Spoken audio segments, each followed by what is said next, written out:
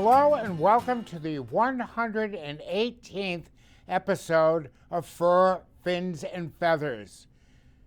We are honored here today. We're going to have two episodes, and we are going to talk to students from Bristol County Agricultural School. If you haven't seen the new school, it is truly a magnificent place to visit. And today we are going to have Brian Basterache, an instructor, and two of his students, Silva and Trinity Savary, who are going to talk about the Wild Kingdom and all of the great things that they're doing at Aggie. I'm very happy and very honored to have all of you here. Well, thanks. We're happy to be here. Tell us about all the good things that are happening at Aggie. Well, in the Environmental Conservation Department, we do a lot of work with outside organizations. And Erica and Trinity here are working with some of our partners out in the real world. We're a vocational school, so the students are out there practicing real world skills that they would use down the road in a future career. And they're working with a group of partners, and I'll let them give you the interesting details, to deal with a pretty big problem of confiscated, illegally trafficked wildlife. Okay. So that is a very big problem throughout the world, isn't it? Wildlife smuggling is a multi-billion-dollar a year effort. Some will estimate it at $30 billion a year. It's kind of hard because it's a nefarious criminal activity, so it's difficult to get all the details. But it is second or third to smuggling of illegal drugs and weapons, and then wildlife. And it's a global issue. It's a global issue. We often think of the wildlife smuggling markets being in foreign countries, but the U.S. is one of the biggest markets for illegal wildlife and illegal wildlife products. So we are part of that problem as well. It's not just other countries. How did you find this major, Erica? What brought you to where you are today? I heard about Bristol Aggie through Trinity when we became friends in middle school in 7th grade, and I became really interested in the natural resources department. I didn't really know exactly what I wanted to be in the future, but I knew I wanted to do something environmental. Where are you from? I'm from Fall River. Nice, very nice. And when I got accepted to Bristol Aggie, I was really glad that me and Trinity were going to the same school and going to be together. And we both got accepted to Natural Resources Management, and I was really happy that I got accepted because I love doing stuff with environmental things and knowing environmental issues. That's pretty much it. It's a very interesting major, isn't it? Yes, it is. Tell us about your critter friend. Who is this? So this is a wood turtle. This is a male wood turtle. You can tell by underneath it's concaved, it dents inward, which tells it's a man. Also, its long tail and the vent all the way down here, which shows that it's a male. And this species is indigenous to where? North America or all over the world, or what? It is. Yep, it's a native species in the Northeast. Okay, very, very good. And what are some of the projects you are working on? Well, I am working in the confiscation lab, which we So we deal with animals that have been taken away from either not having a permit or they had been a part of the illegal trade. So that could include if you were to take an animal and you didn't have this permit because they were either threatened or endangered, so we would confiscate that. Okay, and once they're confiscated, they are brought to Aggie? Yes, but they go through a minimum of 30-day screening. So this could include the genetic screening, which will tell us what state the animal is from. The state will determine if they will keep the animal or they will we'll take them back. And that can be used for educational usage. They also go through a disease screening, and if the state decides to not keep it because of the disease, or if they can release them back into the wild if they do not have that disease. And I forgot your name already. It's Trinity. It is Trinity, yes.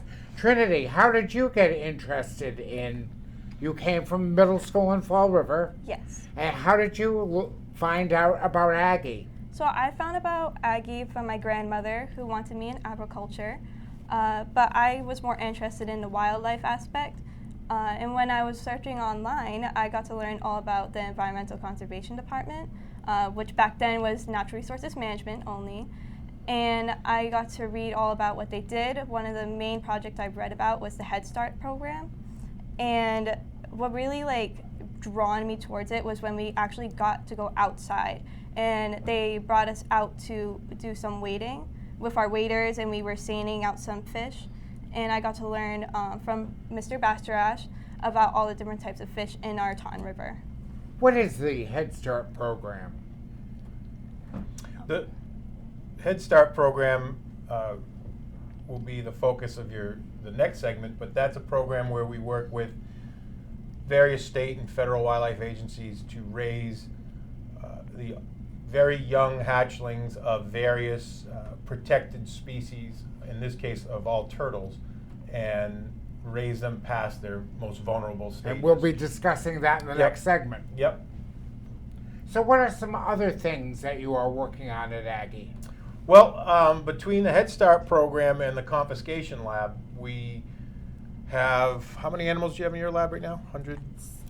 No, like 65. 65. So we have about 300 animals. I think they have 230 in the Head Start lab. So it's about 300 animals. That takes up a lot of our time and student power. We also have our Natural History Museum with a pretty extensive education collection of animals. So these animals here are not in our confiscation program or our Head Start program. These are part of our education collection that we would take out for events like this, for public ed. So our students work at events where they get to explain wildlife and wildlife issues to the public, because our animals who are going to be Head Started will definitely be released into the wild. So biosecurity is a huge concern. We have to make sure we don't send germs back out to the wild that aren't already there, because then we could wipe out entire populations. And our Head Start our confiscation animals may be released, as Trinity was explaining, depending on how all the tests work out. So by the time we get them, the confiscated animals, they've been through at least 3 sets of hands already. The wildlife law enforcement folks have confiscated them. Their health assessment that Trinity mentioned, that's at least 30 days, happens at an AZA, an Aquarium and Zoo Association accredited facility. So we have animals right now in our lab from Roger Williams Zoo, Mystic Aquarium, and Staten Island Zoo. So once they clear those health hurdles, then they come to us and wait for results of genetic testing. They wait for court cases to be finalized. And then once all that's done, the animals have certain options of where they could go. And that will be up to the state and federal agencies that have jurisdiction over them. What fascinates me, and I've done a little research, is the collaboration that you have with some really top-ranked facilities throughout the Northeast and beyond. Mystic, for example, Roger Williams Park. Yeah. These are fascinating places that are widely recognized throughout the region. They're pretty top-notch institutions, and any of the AZA accredited zoos and aquaria have to meet a very high and rigorous standard of operations and facilities management and animal care to hold that accreditation. So they are certainly among the elite institutions of zoos and aquariums. And they do a tremendous amount of conservation work. It's not simply a place to go see animals. Zoos and aquariums are terribly important partners in conservation. And rightly so. Yeah, they do amazing work. So because not these animals, but the confiscated animals may have been held. This is these aren't our first confiscations we worked with. The first time we started this work was sort of by accident. We got a call from our state wildlife agency and said, we have this problem and we don't know what to do. Can you help us out? The animals we took in, which were 54 of these wood turtles, and this is actually the last one left. We asked if we could keep one who didn't have a home to go to for education purposes. They were kept with animals from all over the world. So after they got health screened, it was up to every state to decide whether they wanted to risk releasing that animal. So some of those animals went back to their home states and maybe used just like this one as an education animal. But that was up to each state to decide after the court cases are settled, because these animals were at one point evidence in court cases, and they still are. And these two students here do prepare documents, prepare spreadsheets of data and photographs for some of the wildlife law enforcement folks for a few efforts which we probably shouldn't discuss publicly right now. And these guys will prepare the documents to accompany animals to be sent to wildlife law enforcement.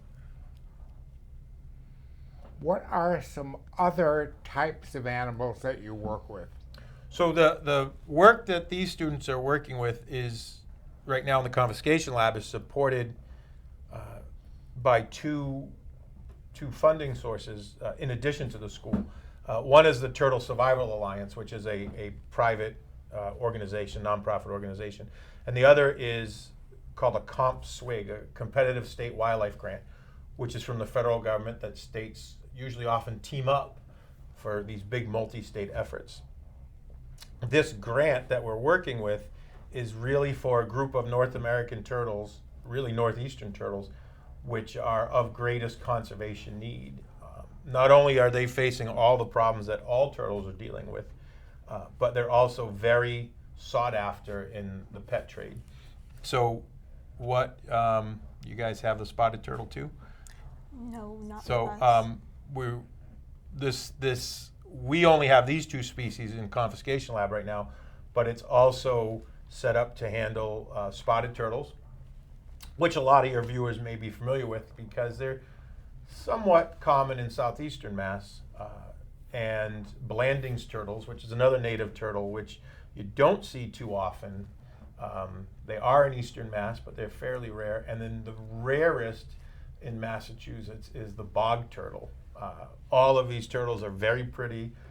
They're fairly charismatic for a reptile, and they demand quite high prices on the pet trade market. So there's a lot of motivation for folks to go out and poach them. And that's one of the things that they try to teach people is poaching isn't just shooting something and taking its horn or its skin. It can be taking something and keeping it as a pet. And now these animals are no longer able to add to the reproductive effort in their populations. Very interesting. Talk about the museum. I went in one day and I was fascinated by the museum. So our school, let me see, 96-ish or so, we finally dug out of the rafters a collection of mounted birds that were donated to the school in the 1920s by Arthur Cleveland Bent, who was a renowned ornithologist in the early 1900s, who was native of Taunton. He wrote what is still seen as a seminal work of a 23-volume set of the life histories of North American birds for the Smithsonian.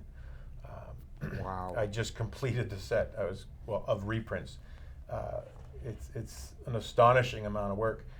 But he had a large collection of both preserved bird eggs and mounted birds. Lots of folks over the decades at the school had taken care of these birds in various ways to the best of their ability. They never had the correct facilities to maintain such a collection.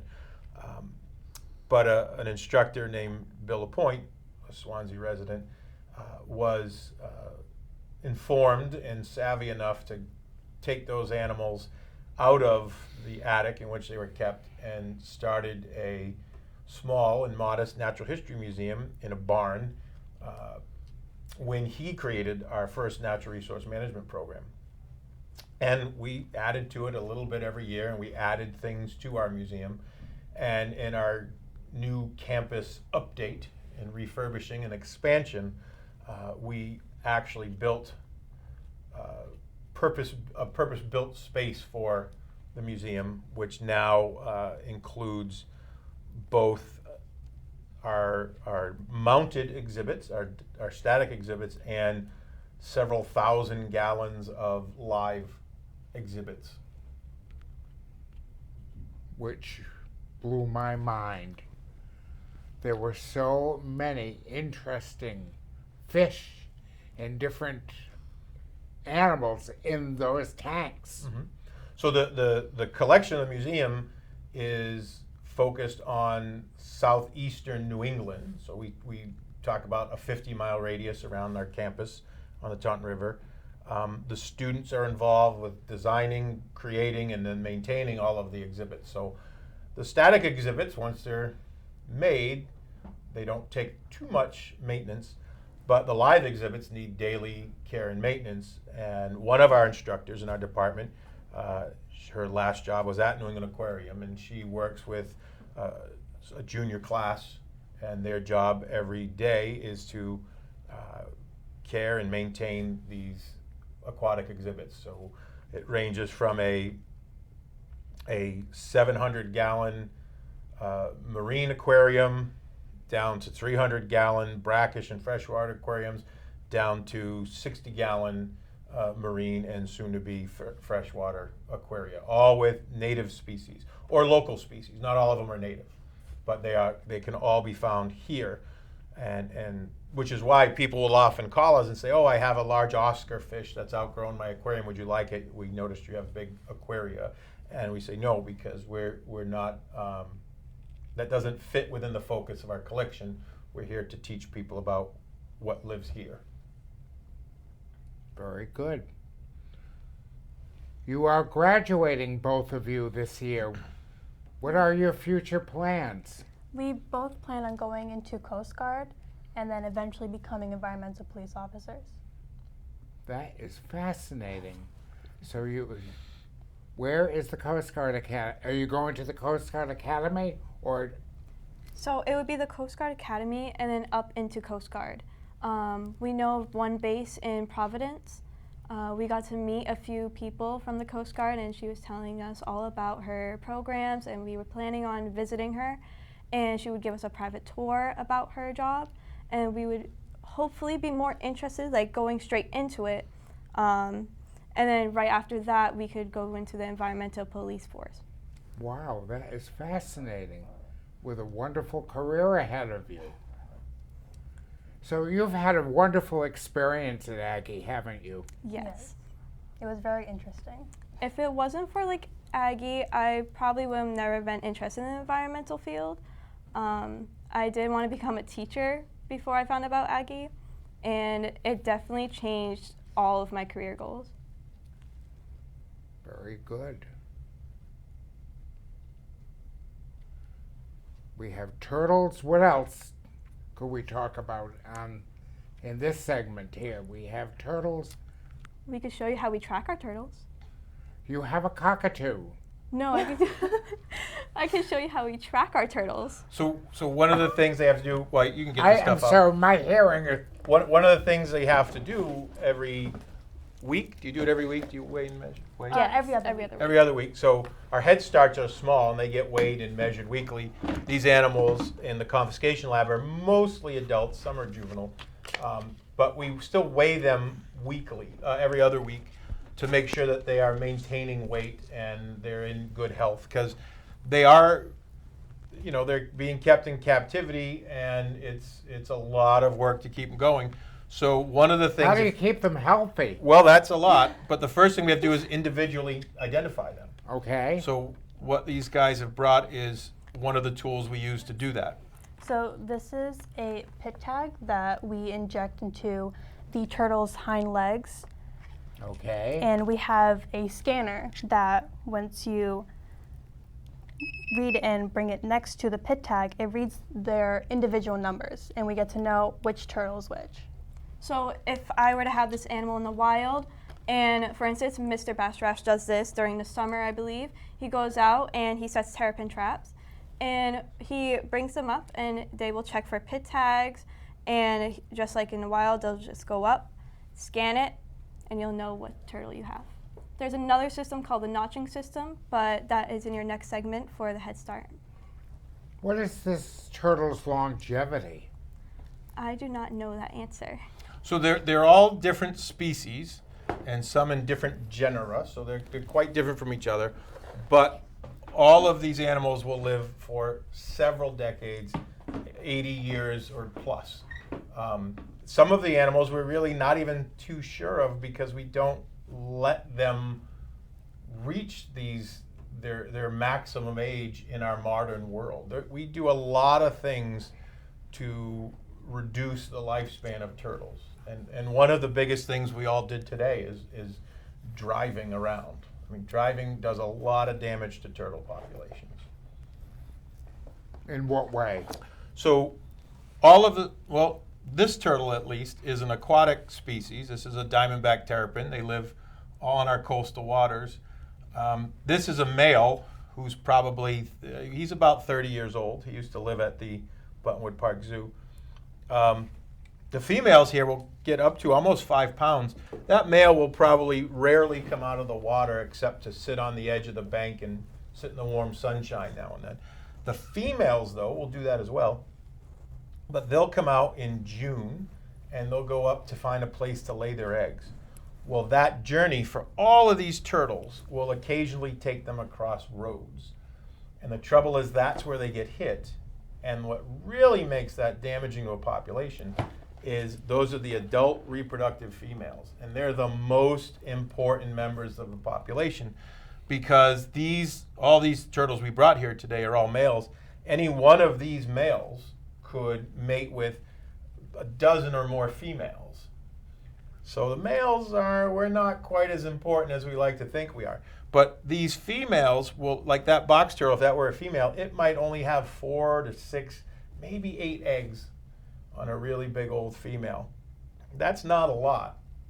So they're super duper important, because each female can only make a limited number of eggs every year, a very limited number, where a male can mate with lots and lots of females. I know in the spring, they had a lot of problems in Swansea. I live in Swansea, and there were with turtles walking down the highway and down some of the dark roads in Swansea. Yeah. That search for a good nesting site will take some of these females quite far over land, and that's where they get hit. And darn, they're the most important ones, those adult females. Ladies, have you worked with other?